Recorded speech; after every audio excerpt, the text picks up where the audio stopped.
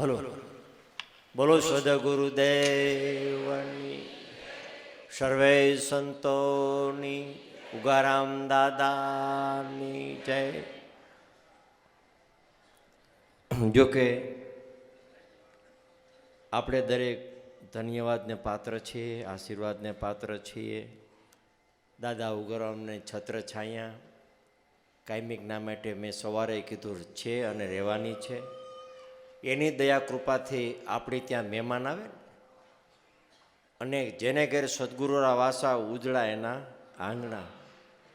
અને મેં અને મહેમાન, મેં અને મહેમાન. મેં એટલે અમારે દેશી ભાષામાં બાપુ બારીશ બોલતે, મેં અને મહેમાન. મહેમાન અને ઘણી વખત વરસાદ આવે ને એટલે લોકો આફળા ફાફડા થઈ જાય, તરત જ આકા બીજું આડાવડા થઈ જાય ને કાં છાંયે જાય ને છત્રી ગોતે ને ફલાણું ગોતે. પણ આપણે દરેક ખેડૂત છીએ, વિચાર કરીએ ને કદાચ વરસાદ ન હોય તો, મેં ન વરસે તો કપડાં તો અડધી કલાકમાં સુકાઈ જાય ને, કદાચ ભીના થાય તો સુકાઈ જાય. પણ એટલા બધા આકુળ વ્યાકુળ થઈ જાય, પણ એને હકીકતમાં વરસાદની મેની એને ખબર નથી. જો ખબર હોય ને તો કદાચ પાકીટ, કદાચ ફોની નોટ પલરી હોય તો એ તો સુકાઈ જાય 5 મિનિટમાં. એટલે મેં અને મહેમાન. જો વરસાદ હોય, મેં હોય તો બધું ધાન્ય પાકે ને બધું થાય ને. જીવસૃષ્ટિ એની માથે ને પાણી માથે પવન કેરી પેદાશ બનાવી, જળમાંથી જુગતી રસાવી. એટલે કાયમિકના માટે સદગુરુદેવ હાજરા હજુર છે. એટલે મેં અને મહેમાન એ ભાગ્ય હોય એટલે આપણી ભાગ્ય દાદાની દયા કૃપા સંતોન મહાપુરુષોની. હવે એ અખાડામાં આપણે જુનાગઢ હતા, જુનાગઢથી પાછા દિલ્હી આવ્યા, દિલ્હીથી પાછું અર્જન્ટ કામ માટે પાછા જુનાગઢ ગયા. અને જુનાગઢથી તમારી જાણ ખાતર બાપુ આવે એમ નહોતા, છતાંય આપણી હાજરી માટે અત્યારે પાછા રાજકોટથી બાપુ હાજરી આપ્યા. અને સંપૂર્ણાનંદ બાપુ ચંદીગઢ, બહુ મોટું નામ છે બાપુનું. જેટલી ઉપમા આપીએ, જેટલી આપણે આપીએ એટલી ઓછી છે. એટલે ધન્યવાદ છે. એમનું પણ સ્વાગત, આપણે સન્માન પણ કરવું જોઈએ. તદુપરાંત સાથે પૂજ્ય સતપાલજી મહારાજ રાધાકૃષ્ણ ધામ હરિદ્વારથી પણ આવેલા છે, એમને પણ આવકારીએ છીએ. તદુપરાંત શિવાનંદજી પ્રયાગરાજજી બાપુ આવેલા છે, એમને પણ. તદુપરાંત જેના પટાંગણામાં બેઠા સ્વામિનારાયણ, અહીંના મહંત, અહીંના જે તે કયો ઉપરી મહંત કે જે કયો તે સ્વામી પણ આપણા હાજરા હજુર છે. તદુપરાંત એમના નીચે સેવા કરનારા રાત દિવસ ભગતજી પણ હાજર છે. આપણને બાપુએ સ્વામી, બે સ્વામી, ભગતજી તથા સ્વામિનારાયણ, આપણે બાપુ આનંદ સ્વામી, આનંદ સ્વામીએ કીધું કે આ તમારો જ આશ્રમ છે. એને આપણો છે શેડ આટલો જ, પણ છતાંય ગૌશાળા ખાલી કરી, પથરાવી, કમ્પ્લીટ બાંધી અને બધી રીતથી સગવડતા આપી અને કે જેમ તમારે વાપરવું એમ વાપરો. એટલે ધન્યવાદ છે એમને, આનંદની વાત છે. એટલે પહેલાં તો આપણે સંપૂર્ણાનંદ બાપુનું ભાવ પ્રેમથી, ભાવનાથી સન્માન કરીએ. અમારા દેવાંગભાઈ, ઉત્તમભાઈ અને અમૃતભાઈ, ઘર કુટુંબ પરિવાર, પૂર્વાંગભાઈ, પ્રણવ પ્રયાગ, આવો. પહેલાં સન્માન કરશે મારા દેવાંગભાઈ. બાપુને ફૂલહાર, સંપૂર્ણાનંદ બાપુને ફૂલહાર વિધિ કરી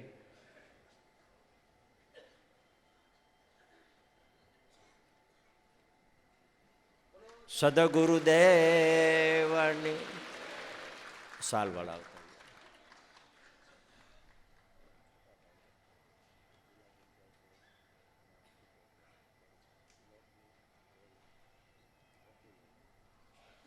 હલો, અમારે અમૃતભાઈ સાલ ઓઢાડી સન્માન કરશે.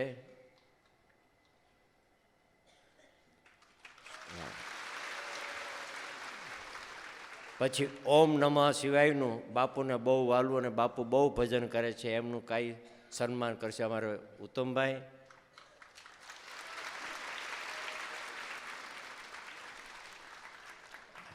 સારું. હાલ અમારે પ્રણવભાઈ પણ સન્માન કરશે બાપુનું. ધન્યવાદ. ત્યાર પછી આપણે બાપુ સતપાલજી મહારાજ રાધાકૃષ્ણ ધામ હરિદ્વારથી એમનું સન્માન કરશે અમારે ઉત્તમભાઈ ફૂલહાર વિધિ શાલ ઓઢાડી. ભાઈ નજીક આવતા રહ્યો. સતપાલજી મહારાજજી રાધાકૃષ્ણ ધામ હરિદ્વાર વિચિત્ર. બાપુ આવો.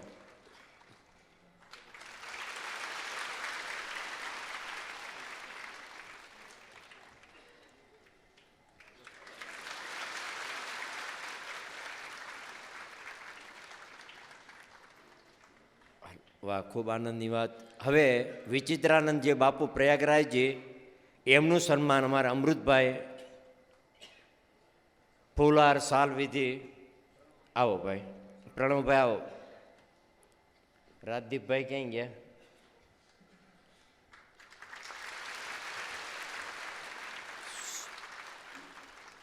શાલ ઉઠાવ.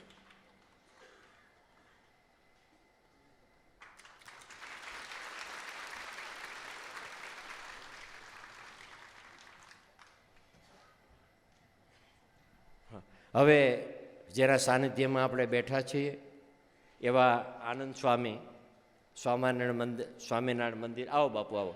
નહીં, આવો આવો બાપુ આવો.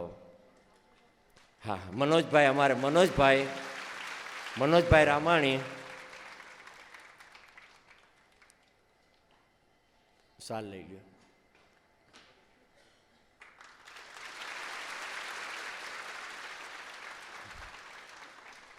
વાહ ભાઈ, વાહ ભાઈ. અમારે ભગત બાપુ આવો. ભગત બાપુ આવો. એમનું સન્માન અમારા મનોજભાઈ રામાણી જ કરશે. હાલો ને ભાઈ, આવો મનોજભાઈ. કારણ કે એમને સારું દેશી મળે. આવો.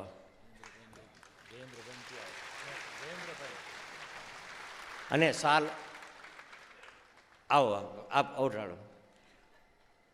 હવે ઘોઘાવદરથી બે બાપુ આવો. ઘોઘાવદર બાપુ, બે બાપુ આવો. હા. અને બાપુનું ભૂલાઈ ગયો બાપુ. સોરી ભાઈ. હા, સ્વરૂપાનંદ બાપુ આપણે સિંહોરથી અને મહામંડલેશ્વર 1008 છે. એમનું સન્માન અમારા ગોપાલભાઈ કરશે. આવો, આ બાજુ આવો બાપુ. ના બાપુ આવો. અને વૃદ્ધ અવસ્થા છે, મહામંડલેશ્વર છે 1008, ગૌતેશ્વર મહાદેવ સિંહોર. આવો બાપુ આવો. વાહ ભાઈ વાહ. નહીં, અમારે ગોપાલભાઈ કરશે. ગોપાલભાઈ રણોલથી આવેલા ગોપાલભાઈ. બોલો સદગુરુદેવની જય. નહીં બાપુ. હાલો, સાલ ઓઢાડીને સન્માન કરશે. હા ભાઈ. ના બાપુ. અરે હા. હવે ઉત્તરોત્તર લઈએ તો ભીમ સાહેબની જગ્યા, જે જીવણ બાપાના ગુરુ ભીમ સાહેબ સૌરાષ્ટ્રમાંથી આવેલા, એમના વંશજ અમારે જયરામદાસ બાપુ, એમના દીકરા પૂર્ણદાસ બાપુ ને એના દીકરા મનહરદાસ બાપુ આવે છે નાના એવા માણસ પણ ભાવથી અઢળક છે. એટલે એમનું પણ સન્માન ઓઢાડી અમારે જયેન્દ્રભાઈ સાલ ઓઢાડીને સન્માન કરશે. જયેન્દ્રભાઈ સાલ ઓઢાડીને સન્માન કરશે.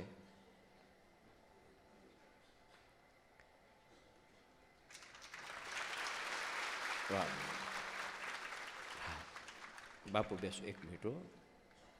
હવે અમારે સામરદાસ બાપુ આપણે રેડિયોમાં ભજન સુનતે ને, જીવન બાપા का वो नाम बोलो सुना जाता है ગુજરાતી में, જીવન દાસી જીવન, જેને આપણે દરેકને રેડિયો ઘરમાં દરરોજ જીવણ બાપાનું નામ, આપણે તો જો કે સૌરાષ્ટ્રના છે એટલે ખ્યાલ છે.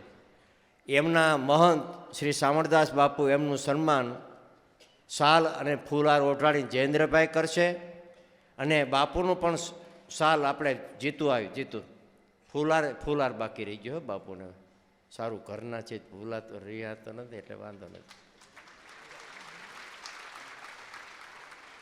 હા, ફૂલહાર અને શાલ ઓઢાડી અને અમારે જીતુભાઈ કરશે. જીતુભાઈ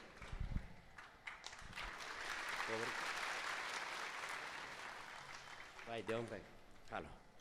સદગુરુદેવ આવું છે મોટું ના ભાઈ ના કાંઈ.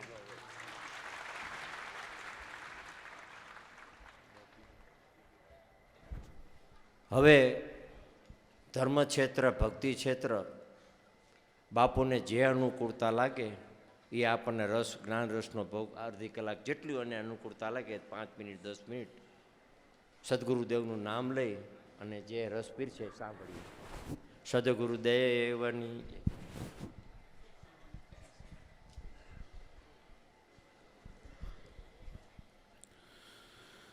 शिवतनयो वरिष्ठं सर्वकल्याणमूर्तिं परशुकमलहस्तं शोभितं मोदकेन अरुणकुसुममाल्यां व्यालयज्ञोपवीतिं मम हृदयनिवासं श्रीगणेशं नमामि. नमः पार्वतीपतये.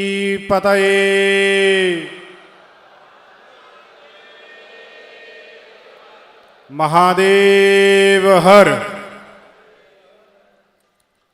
इस पवित्र प्रांगण में जहां कल कल निनानी मां भागीरथी के तीरे संत महापुरुषों के चरणारविंद,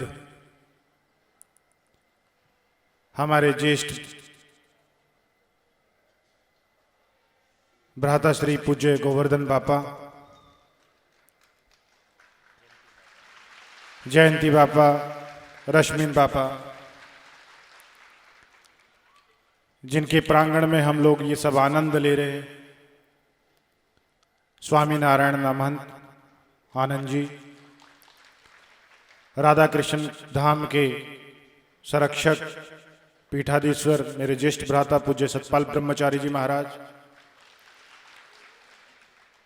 अग्नि अखाड़ा के थानापति प्रयागराज के गादीपति पूज्य श्री विचित्रानंद बापू जी,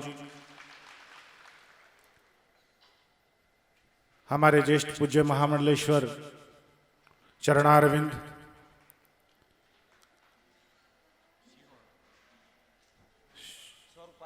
स्वरूपानंद स्वामी जी महाराज शिव,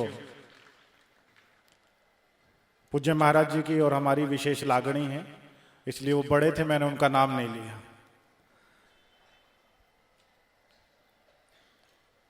गोवर्धन पापा जी का आदेश हुआ तो हम चल के नहीं, अपितु दौड़ के भी नहीं और उड़ के इनके पास आ पहुंचे. आपका एक वाक्य हमारे लिए सदैव आदेश है, अभी भी और आगे भी, भविष्य में भी, जब तक हमारे प्राण हैं तब तक रहेगा. ये फाल्गुन मास जहां रंगों का उत्सव है, जहां बुराइयों का दमन है, कहते भाग्य उदयन बहुजन्म समर्जितेन सत्संगमम च लभतो पुरुषो यदावे. करोड़ों पुण्य जिसके उदय होते हैं उन्हें सत्संग का लाभ प्राप्त हो जाता है, परंतु उसका भी पुण्य, उन पुण्यों का भी पुण्य कोई अर्जित होता है तो गंगा के तीरे बैठ के महापुरुषों द्वारा सत्संग प्राप्त होता है. तो हम और आप सबका अति सौभाग्य कि ये 3 लोग जब मंच पे बैठे हुए थे तो ऐसा लग रहा था कि ब्रह्मा विष्णु महेश साक्षात बैठे हैं.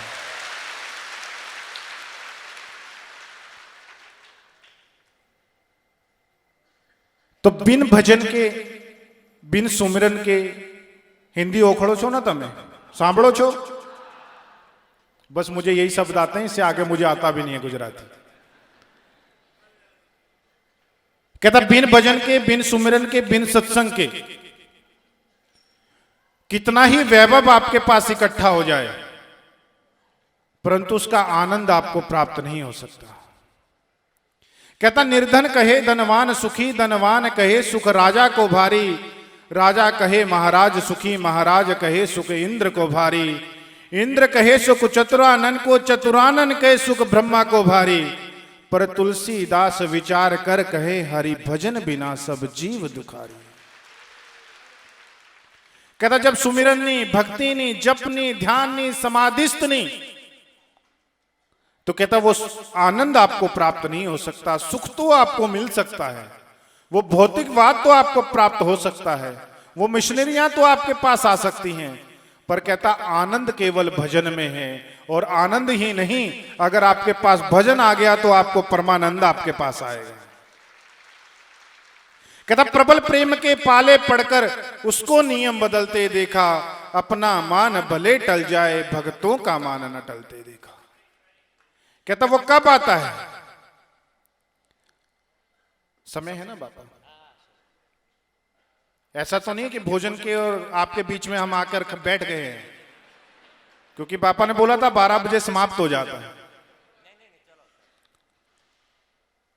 तो वो राम जब व्याकुल हुए, राम जब रावण सीता का हरण कर ले गया, राम लखन जंगल में भटक रहे हैं, राम पूछ रहे हैं हे खग हे मधुकर सैनी तुम देखी सीता मृग नैनी, तो ना पत्ते वनस्पति जीव जंतु मनुष्य उन्हें कोई भी मार्ग और पता नहीं बताते मां का। तो लक्ष्मण के मन में बहुत सारे प्रश्न हैं। भगवान राम की पूजा इसलिए है क्योंकि वो सहज और सरल रहते हैं। राम वो हैं जो सबरी के झूठे बेर खाने के लिए तत्पर हैं भगवान होते हुए भी, लेकिन लक्ष्मण ने वो बेर फेंकते रहे, इसलिए सब राम राम रटते हैं, लक्ष्मण लक्ष्मण नहीं रटता, क्योंकि वो दूसरों को स्नेह और प्रेम का आदर नहीं है उसके पास। कहता जब दूसरों के प्रति प्रेम और स्नेह आपका नहीं है तो आपकी वंदना और आराधना ना इस जगत में है ना अगले जगत में है। तो लक्ष्मण ने पूछा कि हम ऐसे भटकते रहेंगे, हम ऐसे खोजते रहेंगे मां को, ये संकट हमें हमेशा ऐसे ही सताते रहेंगे? तो भगवान ने कहा कि ऐसा नहीं। कहता जो बात दवा में बन ना सके वो बात दवा से होती है, और कोई पक्का सतगुरु मिल जाए तो बात ईश्वर से होती है। कहता कोई वो मध्यस्थता करने वाला उत्तम कोटि का जिस दिन हमें मिल जाएगा उस दिन वो ईश्वर हमारी सुनने लग जाएगा। कहता कब मिलेगा, कौन है वो? कहता ध्याये नित्यम महेशम रजत गिरिनिवम चारु चंद्रावतत्सम रत्नाकल्पो ज्वलंगम प्रसुमेरवरा बीति हस्तम प्रसन्नम पद्मासीनम समन्तात ममर गणेर व्याघ्र कृत्रिम वसानम विश्वान्ध्यम विश्वबंध्यम निखिल भयहरम पंचवक्त्रम त्रिनेत्रम। कहता वो शिव जी जिस दिन और हमारी ओर देख लेगा, कहता बखान क्या करूं तेरे राखों के ढेर का, जबकि भभूति में है खजाना कुबेर का। कहता वो दृष्टि डालेगा जिस दिन, उस दिन हमारे सब दुखों का समापन हो जाएगा, उस दिन हमारे सब संकट मिट जाएंगे, उस दिन सब कष्ट हमारा दूर हो जाएगा। तो है क्यों नहीं आता वो, क्यों नहीं बुलाते हम उसको? कहता उसके लिए कोई उत्तम व्यक्ति चाहिए जिससे वो ईश्वर जुड़ा हो, कोई ऐसी आत्मा चाहिए।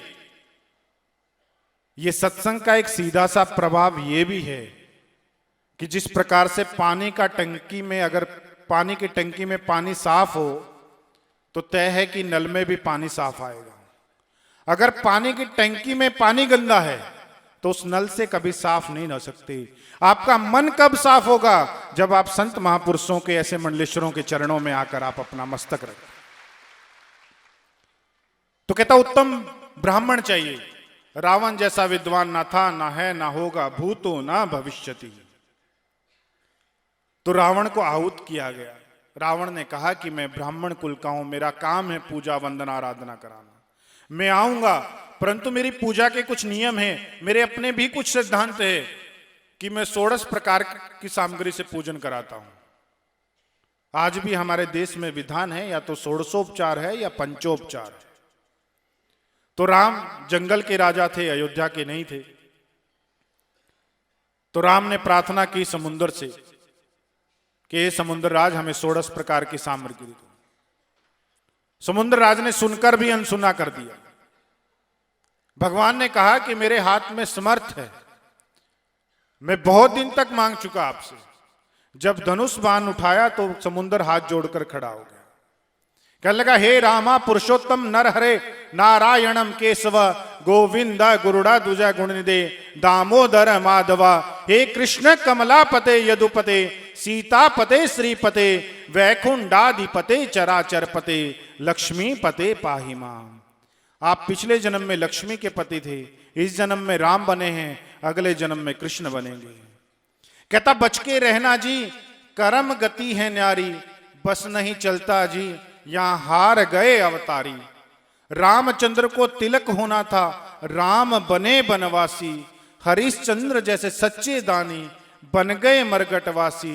जेल में जन्मे जी, देखो कृष्ण मुरारी। अगर उसने बाली को धोखे से मारा था तो उसने जेल में जन्म लेना पड़ा। तो ये संत महापुरुष एक ही विद्या आपको देते हैं कि आप अपने सत्कर्मों को, आप अपने कर्मों को ठीक रखिए। आप इस जन्म में भी पूजनीय हो जाएंगे और आप अगले जन्म में भी वंदनीय हो जाएंगे। क्योंकि संत जब तक आपको नहीं मिलेंगे, वसंत आपके जीवन में कभी नहीं आ सकती। महात्मा जब तक आपके जीवन में प्रवेश नहीं करेगा, परमात्मा को लाने की संभावना ही नहीं पैदा होगी। तो आया, हाथ जोड़कर समुद्र खड़ा हो गया, 16 प्रकार की सामग्री दे दिया। जब 16 प्रकार की सामग्री दिया तो जब पूजन करने लगे रावण के साथ भगवान राम, तो रावण ने मंत्र बोले, अंत में कहा कि मनसा वाचा कर्मणा। हे राम, जो उसको मन से नहीं बसता, वचन से नहीं बसता और कर्म से नहीं बसता, जिसका मन अलग है, कर्म अलग है और वचन अलग है, तो वो ईश्वर कभी प्राप्त नहीं हो सकता। आप और मैं ऐसे युग में जी रहे हैं, कहते हैं कि मोबाइल ले लो लेकिन पासवर्ड नहीं देंगे, जान ले लो पासवर्ड नहीं देंगे। तो जब तक वो ईश्वर का भी पासवर्ड ठीक नहीं लगेगा, जब मन वचन कर्म एक जैसा नहीं होगा, जिसकी तारतम्यता नहीं बनेगी, तो वो ईश्वर आपकी कभी नहीं सुनने वाला है। कहता, जिस दिन मन वचन कर्म एक हो जाएगा, वो ईश्वर आपके समीप आकर खड़ा हो जाएगा। तो भगवान ने स्तुति गान किया, नमामि समीसान निर्वाण रूपम विमम व्यापकम ब्रह्म वेद स्वरूपम निजम निर्गुणम निर्विकल्पम निरीहम चिदाकाश माकाश वासम बजे हम निराकार मोकार मूलम तुरयम गिरा ज्ञान गोती तमीसम गिरीसम। अंत में कहा, न जानामि योगम जपम नेव पूजाम न तो हम सदा सर्वदा संभुतुभ्यम जरा जन्म दोखों गतात्यापमानम प्रभो पाहि आपन नमामि शंभु। कहता, कौन भज सकता है आपकी इच्छा के बिना आपको? जब एक तिनका भी आपकी इच्छा बिना नहीं हिलता, तो मेरी ये आत्मा आपकी, मेरी ये देह आपकी इच्छा के बिना किस प्रकार से हिल सकती है? और जब मैं आप ही के कहने से आपको भज रहा हूं, तो हे नाथ, आपका दायित्व है कि आप प्रसन्न मुझसे हों। इतनी देर एक शिवलिंग का वो ईश्वर कभी प्रकट नहीं होता है, वो महसूस होता है। वो संत महापुरुष आपको अनुभूति कराएंगे उसकी। तो जब शिवलिंग से पुष्प गिरा तो भगवान ने अपने आंचल के बांध लिया। राम ने जब आंचल के बांधा, रावण के चरण स्पर्श किए और रावण जी ने कह दिया विजयी भव का आशीर्वाद दे दिया। रावण जब लंका गए तो मंदोदरी प्रतीक्षा कर रही थी। बोली रावण से, हे लंकेश, कहां थे तुम? मैंने ढूंढा आपको लंका में, शिवालय में, आप कहीं नहीं थे। बोला, आज मैं किसी का पूजन कराने गया था। कौन था आपका यजमान? मेरा यजमान राम था। तो मंदोदरी ने पूछा, वो राम जिसके नाम के पत्थर तैरते हो? वो राम जिसकी वानरों की सेना के साथ आपके तट पर आकर बैठ गया हो, वही राम? तो रावण को यह बात अच्छी नहीं लगी कि उसके नाम के पत्थर तैरते हो। तो उसने हाथ पकड़ा मंदोदरी का और समुद्र तट पे ले गए। समुद्र तट पर बोला अर्धांगनी को कि इस पे लिख दो रावण। वो रावण लिख देती है और कहता है ये छोड़ दो पत्थर। वो पत्थर छोड़ती है और वो पत्थर तैरने लग जाता है। लेकिन ये भारतीय नारी को परंपरा है, भारतीय नारी को एक सिक्स्थ सेंस है कि उन सबको पता होता है कि पति कितने पानी में है। तो उसने कहा कि मैं जानती हूं ये शिव का अनन्य भक्त है, शिव इसे पुत्रवत स्नेह करता है, परंतु मैं ये भी जानती हूं कि इसके नाम के पत्थर नहीं तैर सकते, क्योंकि नाम के पत्थर तैरने की समर्थता केवल भक्त में है। ज्ञान केवल जानना चाहता है और भक्त केवल मानना चाहता है। जो भक्त है वो ज्ञानी नहीं और जो ज्ञानी है वो भक्त नहीं। क्यों? तो भक्त तो स्वीकार करने वाला है, ज्ञानी जिज्ञासु है, वो जानने की इच्छाएं रखता रहता है और उसको तर्क वितर्क है। तो कहने लगा ये तो ज्ञानी है, भक्त है ही नहीं, तो इसके नाम का पत्थर नहीं तैर सकता। तो जब उसने मना लिया और पूछ लिया कि आपको मेरी सौगंध, ये बताओ कि ये पत्थर कैसे तैरा, तो कहता है कि हे मंदोदरी, जैसे तुमने मुझे अपनी कसम दी है वैसे ही मैंने इस पत्थर को कसम दी है कि जिसकी मैं पूजा करा के आया हूं वो सच में विष्णु का अवतारी है, तो ये पत्थर तैर जाए। तो उसने कहा कि आप आए हैं, मैं अर्धांगिनी हूं। श्रीमती इसलिए कहा जाता है कि वो आपको हमेशा अच्छी मति दे, इसलिए उसका नाम श्रीमती है। धर्म पत्नी इसलिए कहा जाता है क्योंकि वो सदैव आपसे धर्म कराए, इसलिए वो धर्म पत्नी है। तो उसने कहा मैं आपकी अर्धांगिनी हूं, आप जाओ और शिव को कैलाश से लंका में ले आओ, क्योंकि जब वो शिव कैलाश से लंका में आ जाएंगे रावण क्रोधमयी दृष्टि से देख भी नहीं पाएगा। तो रावण को अभिमान था, व्यक्ति को स्वाभिमान होना चाहिए। तो उसने कहा कि आप शिव को कह रही हो मैं पूरा कैलाश लंका उठा लाऊं, चलत दशानन डोलत अवनी।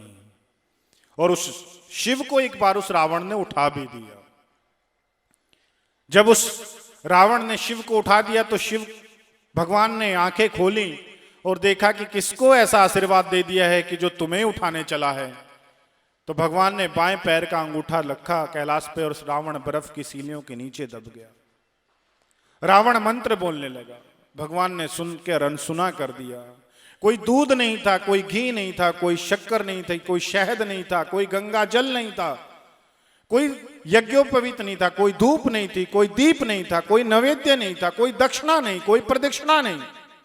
जब उसे लगा मेरी सांस दब जाएगी तो उसने शिव तांडव स्तोत्र की रचना कर दी। आइए हम गंगा के तीरे बैठे हुए हैं, ऐसे दिव्य महापुरुषों के सानिध्य में हम लोग हैं। हमारे भाग्य की अति बड़ाई है आज के दिन, कहीं ये सब गंगा का तीरे और संत महापुरुषों के सत्संग आपको प्राप्त नहीं हो सकते। बाकी आपको सब कुछ इस संसार में सब कुछ आसानी से सुलभ है। तो उसने जब देखा तो उसने शिव तांडव स्तोत्र रचना, जटाटवी गलज्वल प्रवाह पावितस्थले गले लंब लंबिताम भुजंग तुंग मालिकाम डमट डमट डमट डमट निनाद व डमरवयम चकार चंड तांडवम तनो तुना शिव शिवम जटाकटा संभ्रम ब्रह्मण्यलिम पनेरजरी विलोल विच्चवल्लरी विराजमान मूर्धनि दगत दगत दगत ज्वल ललाट पट पावके किशोर चंद्रशेखरे रति प्रतीक्षणम मम। मैंने एक श्लोक आपको सुनाया, उसने कहा कि मैं ना आपको भजूंगा ना भजने दूंगा। मैं नहीं भज रहा कोई फर्क नहीं पड़ता, लेकिन मैं भजने भी किसी को नहीं दूंगा। हे शिव, मुझे एक प्रश्न का उत्तर दे के चले जाओ कि मैंने सुना है जो शिव की उपासना करता है वो श्रेष्ठ हो जाता है, जो शिव की उपासना करता है वो ज्येष्ठ हो जाता है, जो शिव की उपासना करता है वो शिखरस्थ रहता है, जो शिव की उपासना करता है वो वंदनीय हो जाता है, जो शिव की उपासना करता है वो आराधनीय हो जाता है, जो शिव की उपासना करता है वो उत्तम रहता है, जो शिव की उपासना करता है वो श्रेष्ठ इस संसार में बन जाता है, और जो शिव की उपासना करता है वो तो हाथी घोड़ों से संपन्न रहता है। और आप सुनकर भी अनसुना नहीं कर रहे।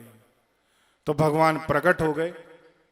उसने कहा पूजा वसान समय 10 वक्त्र गीतम यह शंभु पूजन परम पठती प्रदोषे तस्य सिताम्रत गजेंद्र तुरंग युक्ताम लक्ष्मीम सदैव सुमुखीम प्रददाति शंभु। भगवान प्रकट हुए, भगवान ने शिवलिंग दे दिया। लेकिन इस संसार में जो उत्तम है, जो मंगलकारी है, जो शुभकारी है, उसके लिए देवताओं ने भी कभी कभी छल किया है कि इस संसार में हमेशा अच्छी वस्तुएं आपके हाथ रखें। इसलिए उस शिव को नीलकंठ कहा गया है, क्योंकि ना वो विष अंदर लेके गए और ना वो विष बाहर लेके गए। तो पूछा किसी ने कि आपने कंठ में ही धारण क्यों किया नाथ? तो कहने लगे जो कड़वी बातें हैं वो बाहर नहीं बोलनी चाहिए, और जो कड़वी बातें हैं वो मन के अंदर भी नहीं रहना चाहिए। और यही सत्संग का प्रभाव है कि बिन सत्संग विवेक न होई और राम कृपा बिन सुलभ न सोई। मैं तो केवल सुनने आया था गोवर्धन बाबा का, और मुझे बोलना पड़ रहा है, लेकिन मैं छोटा सा ब्रह्मचारी हूँ, बहुत बालक जैसा सबका हूँ। हमारे तो गीत एक हैं, वचन एक है, वाक्य एक हैं। सर्वे भवन्तु सुखिनः, सर्वे सन्तु निरामयाः, सर्वे भद्राणि पश्यन्तु, महा कश्चित् दुख भाग भवेत्। मैं छोटा ब्रह्मचारी होने के नाते आप सब भक्तों को कोटि कोटि वंदन करता हूँ और अपनी वाणी को विराम देता हूँ।